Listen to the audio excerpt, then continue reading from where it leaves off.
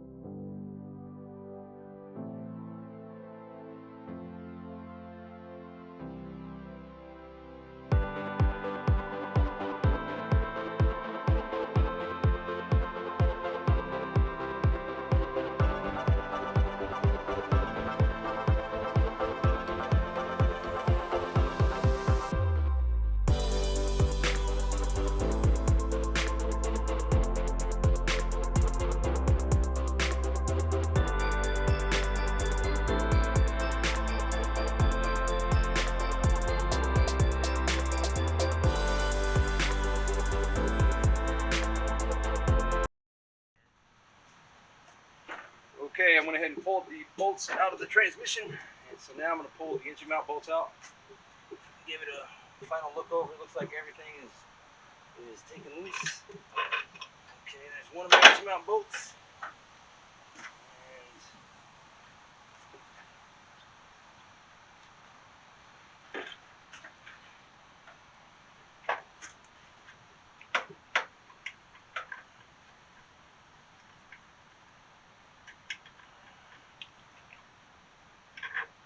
There's the other one. All right. Drop one of the washers, but I'll get it here in a minute.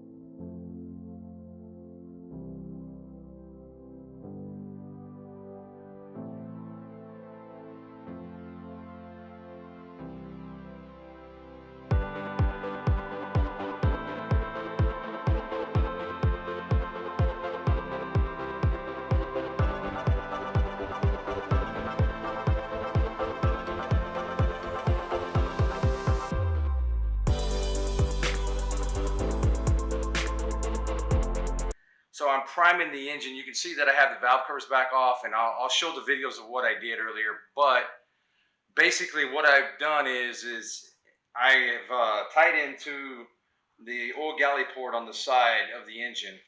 And basically I bought a little hand pump, and I have it hooked into a quart of oil, and I am pumping oil through the system, and I already got it through the oil filter and through the back oil sensor plug, but now I'm trying to get it pumped up through the push rods. It's very, very important that we do so. We want to make sure that everything is got oil flowing through it before we put the engine in the truck. So I'm going to keep doing that.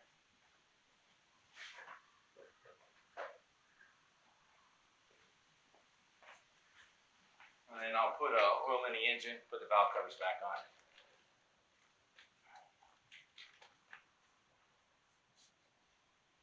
And I've seen a lot of people do this different ways. The one thing that I have here that unfortunately I purchased it several years ago, and I don't know the part number, but the fitting that goes into the engine, I can look through my paperwork and see if I can find it, but I don't think I'm going to have any luck. But I do have a little bit of leakage coming out of this fitting. But I think that we might be okay.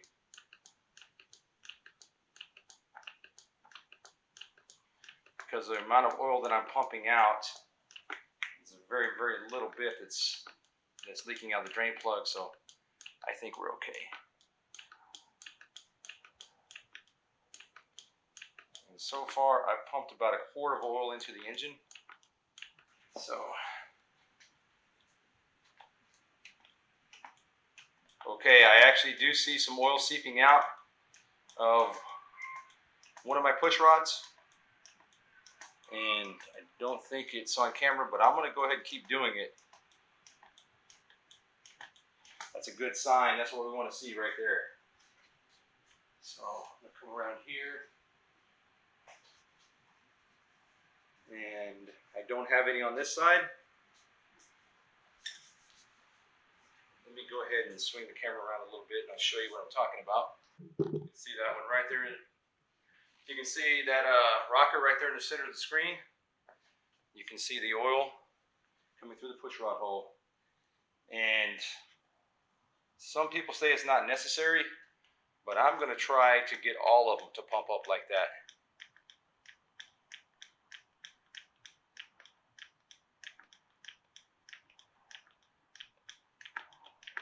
That is my goal.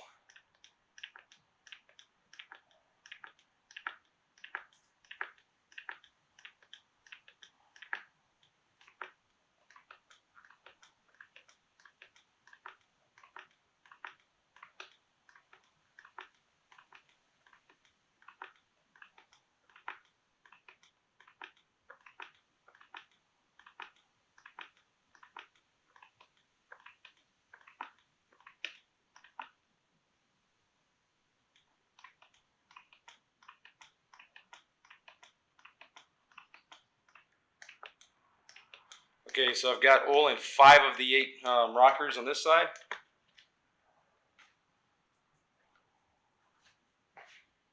And I've got oil in 3, 4, 5 of the 8 rockers on this side. So just a little bit more and we will call it good.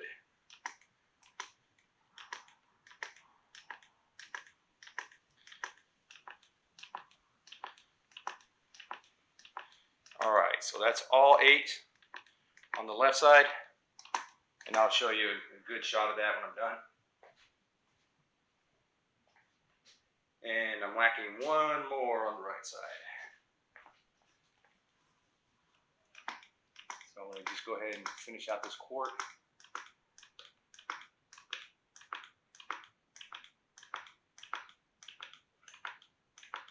And hopefully by the time this quart's done, that'll be my, there it goes, right there. Alright, so that's a beautiful thing.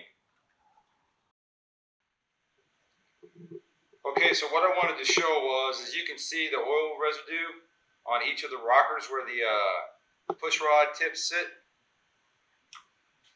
And this is the left side of the engine here. You can see that there's oil sitting in all those before they were completely dry. And then the right side of the engine, the same thing.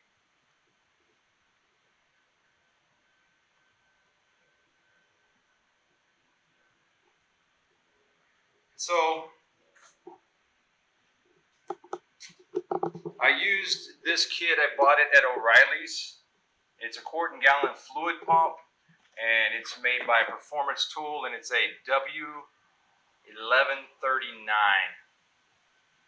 And I went to get a 1141, which is basically this one, I guess, superseded it.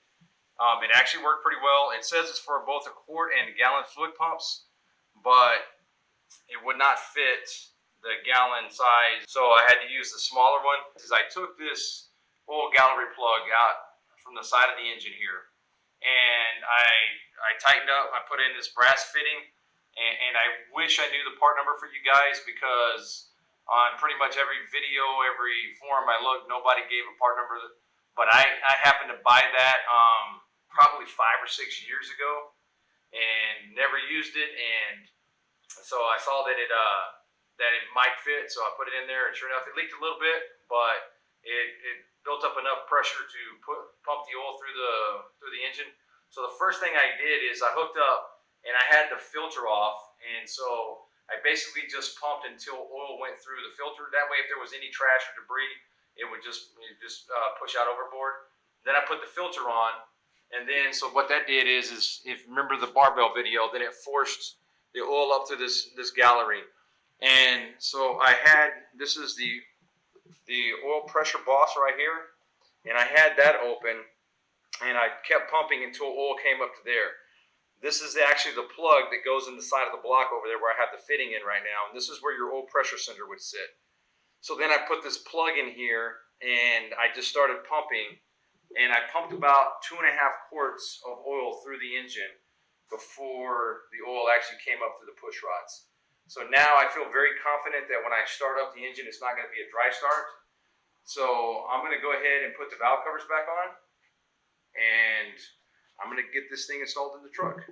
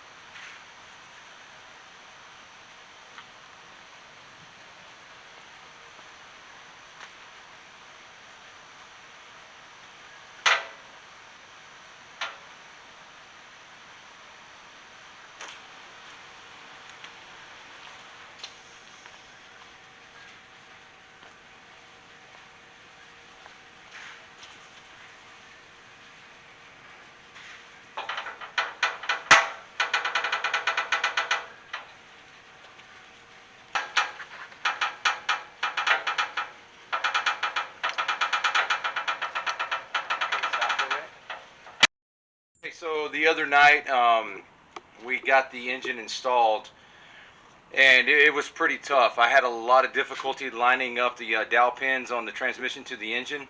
Finally got them in though, and once I did, I realized that my right-hand engine mount, it was wedged into the bracket. I'll show you what I mean.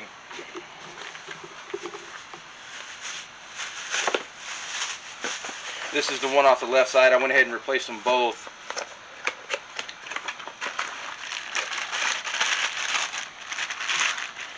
But this metal tab right here was stuck.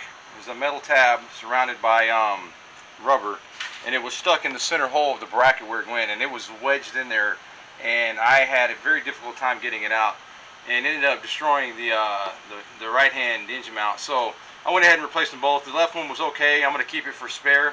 But anyway, so that took me a little time. It took me actually a couple hours, all said and done. It was a real pain. So So I finally got it. So I got the motor mounts in. The transmission is installed and torqued. All the bolts are torqued. The torque converter to the flex plate bolts are installed and torqued. And I'm installing this front accessory bracket.